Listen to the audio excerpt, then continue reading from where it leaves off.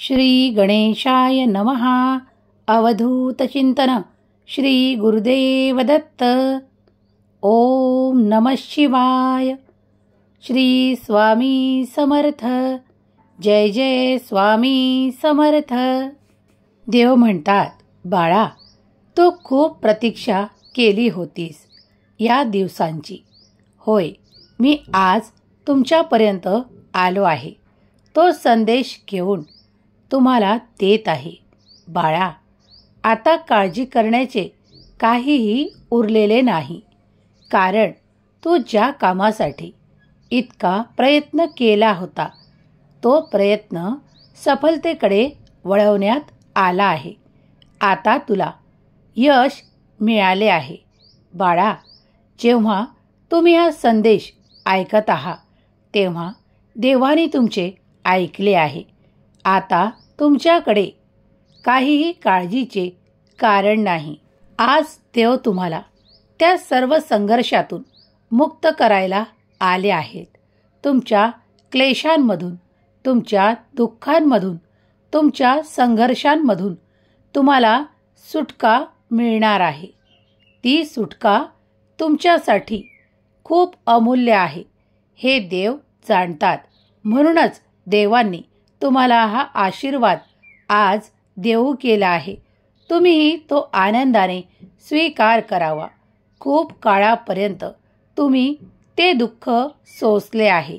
तुम्ही त्या यातना भोगल्या आहेत.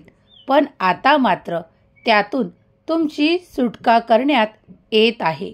बाळा, जसे एखाद्या कैद्याला सुटकेतून मुक्त केल्यावर वाटते, तसे मोकळेपण तुला आता जाणवेल. कारण तुझे ते भोग संपवत आहोत. आता निश्चिंत हो आणि ईश्वर चिंतन ज्याप्रमाणे करतोस त्याप्रमाणे आम्ही देखील तुझे केलेले सर्व काही पूजा, तुझे संकल्प आता स्वीकार करत आहोत. देव म्हणतात, आता तुला कुणाकडेही हात पसरण्याची आवश्यकता पडणार नाही. कारण आम्ही तुला इतके देणार आहोत का ते तुला पिढ्यानपिढ्या पुरून उरेल. बाळा, मोठा आशीर्वाद आज तुला देण्यात येत आहे. कारण तुमचे कर्म पाहिल्या जातात. बाळा, तुम्ही जे भोगायचे होते ते भोगून संपवले आहे. आता निश्चिंत रहा. देव म्हणतात, तुमच्या कल्पनेच्याही पलीकडे तुम्हाला आशीर्वाद द्यायसाठी आम्ही तुमच्यापर्यंत आलो आहोत. आता जर तुम्ही काळजी करत असाल तर ती निरर्थक ठरेल. कारण बाळा, पुढच्या क्षणालाच तुम्हाला मनाला अशी शांती भेटेल की तुम्ही सुद्धा विचार कराल. देव म्हणतात, हा संदेश आता यावेळेस जो कोणी ऐकत आहे, ज्या ठिकाणी ऐकला जाईल त्या घरातील त्या व्यक्तीच्या मागची जे काही दुःख, दारिद्र्य, काळजी, रोग सर्व काही नाश पावणार आहे. कारण ते समाप्त करण्यासाठी आम्ही स्वतः देव आलो आहोत. आता काळजी करणे थांबवा. कारण ती काळजी निरर्थक राहील. बाळा, तुमचे सुखाचे दिवस या क्षणापासून सुरू होतील. जर तुम्हाला अनुभव करायचा असेल तर बघा. बाळा, संदेश पूर्ण ऐका.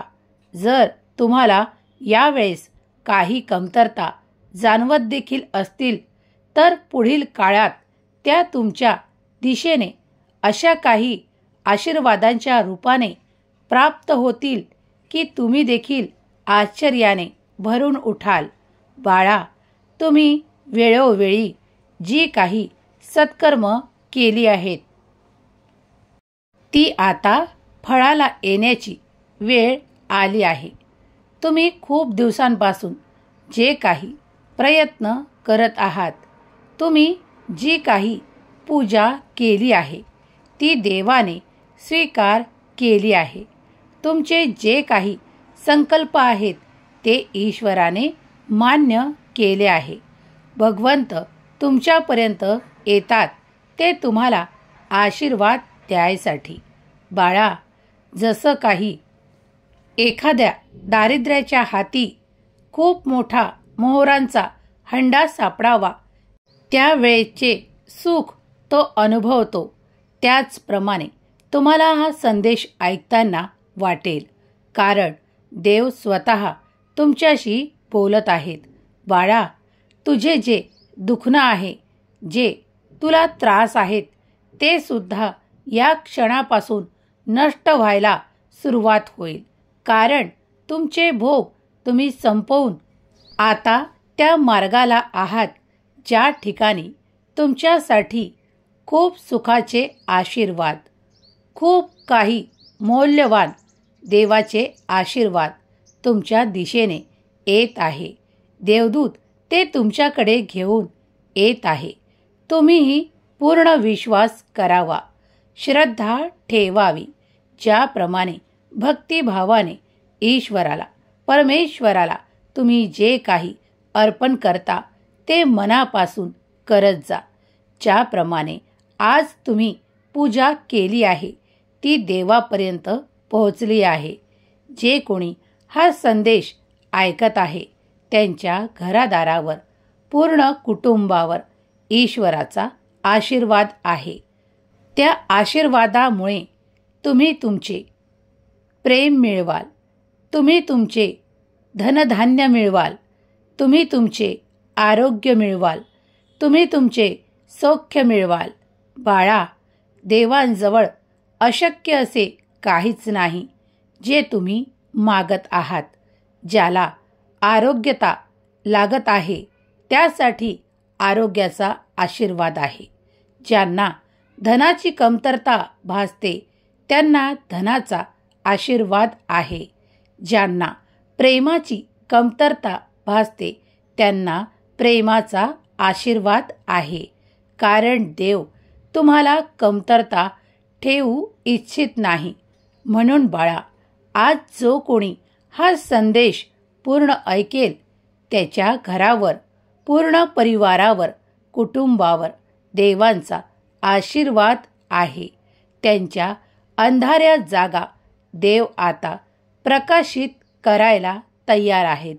तेव्हा तुम्हीही पुढे यावे आणि त्या प्रकाशाला आपल्याकडे येऊ द्यावे, अशी देवाची इच्छा आहे.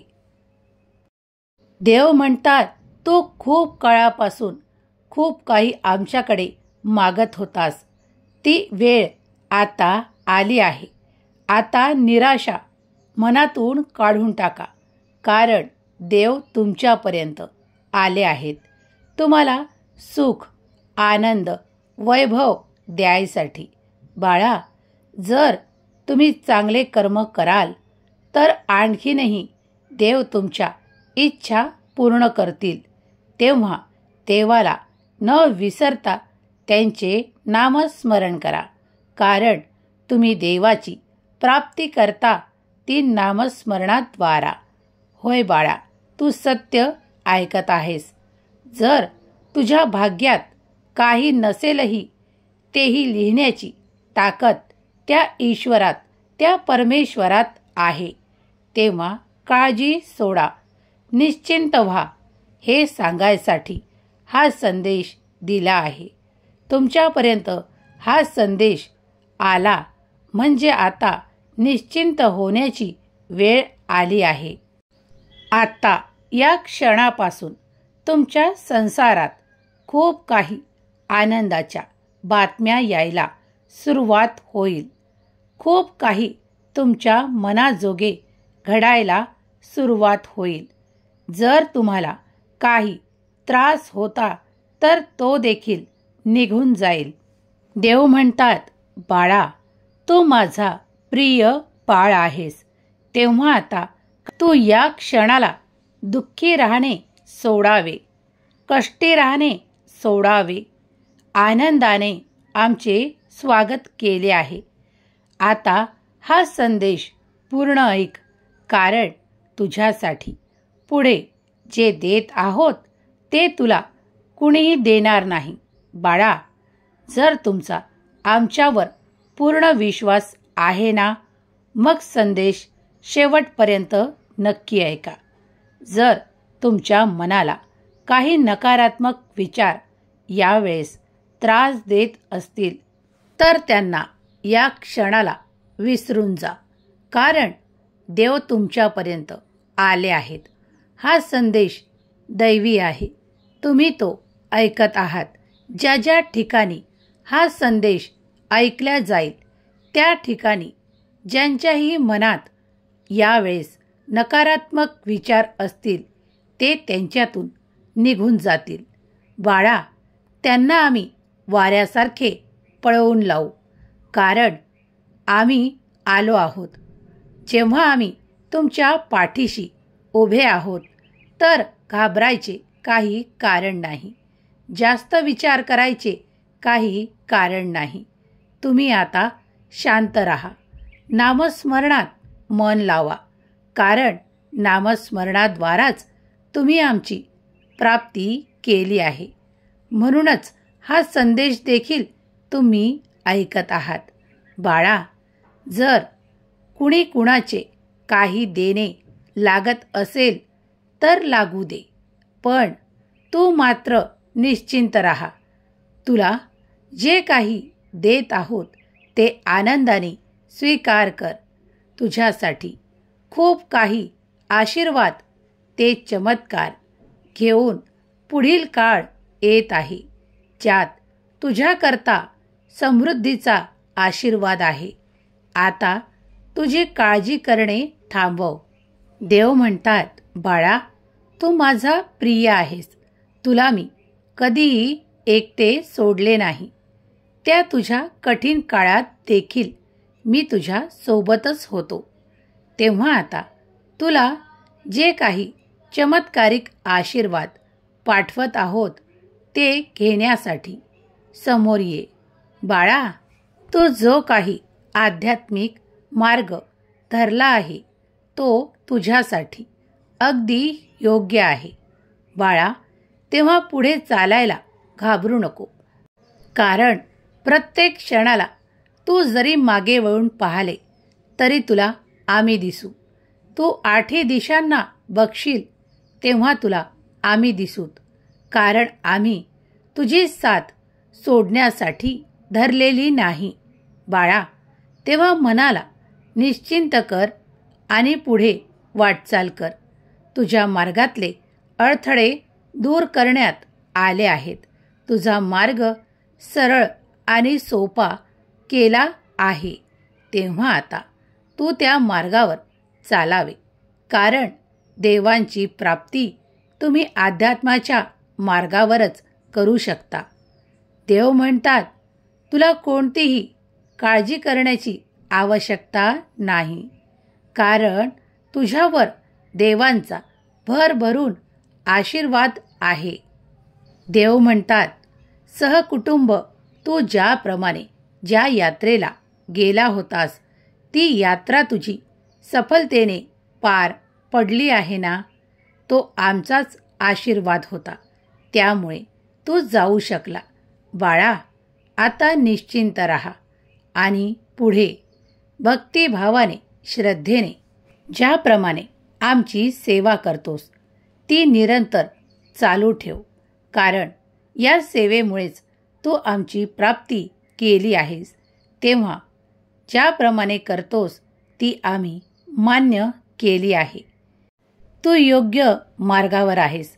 तुझ्यावर आमच्या प्रेमाचा वर्षाव होत आहे, त्याला आनंदाने स्वीकार कर. पुढच्या क्षणाला देखील तुझ्यासाठी खूप काही आशीर्वाद देत आहोत. ते स्वीकारायला तयार हो, सज्ज हो. बाळा, तुझे कर्म चांगल्या मार्गावर आहेत, तेव्हा असेच चांगले राहा, आनंदी राहा. तुझ्या पूर्ण कुटुंबावर आम्ही आशीर्वाद देतो की सर्व कुटुंब आनंदित राहील आणि उत्साहाने तुमचे कार्य पार पडेल. देव म्हणतात, तुझ्या घरात भरभराटीचा आशीर्वाद देत आहे, सुखाचा आशीर्वाद देत आहे. आमच्या प्रेमाचा वर्षाव स्वीकार कर. सुखी रहा. तुझे कल्याण होईल. श्री शिवाय नमस्तुभ्यं. श्री शिवाय नमस्तुभ्यं. श्री शिवाय नमस्तुभ्यं. श्री शिवाय नमस्तुभ्यं. श्री शिवाय नमस्तुभ्यं. श्री शिवाय नमस्तुभ्यं. श्री शिवाय नमस्तुभ्यं. श्री शिवाय नमस्तुभ्यं. श्री शिवाय नमस्तुभ्यं. श्री शिवाय नमस्तुभ्यं. श्री शिवाय नमस्तुभ्यं. श्री शिवाय नमस्तुभ्यं.